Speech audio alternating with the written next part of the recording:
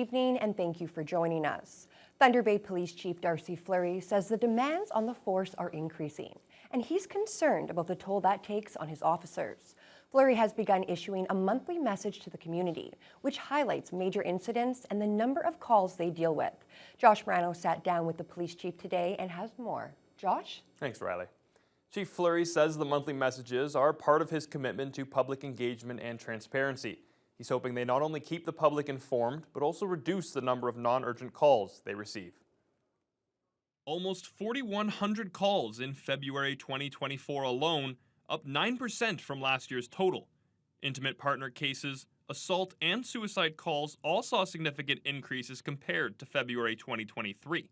This is what Thunder Bay Chief of Police Darcy Fleury is trying to show the public with his new monthly report.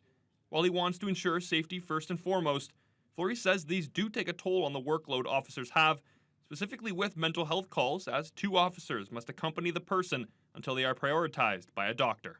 There has been examples where I've been in this building coming in early and all of our cars are at the hospital because they have to, they have all these different cases.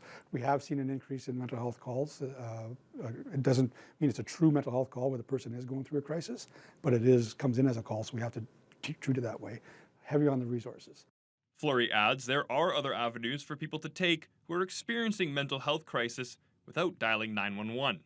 We have sought some more funding to increase those programs, like the Impact program, for example, and we're going to continue to do that. We find it very beneficial, and it really does help us when we encounter somebody that's having a crisis, maybe a mental health crisis, that we can direct them to a different avenue instead of taking you into police custody or enforcement routes.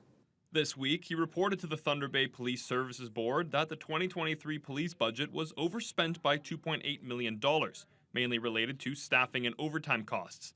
With that, he adds how there is a human cost as well, responding to certain calls of drug, gun, and gang-related crimes, taking police resources away from other calls for service. There's also a large number of officers off work on WSIB.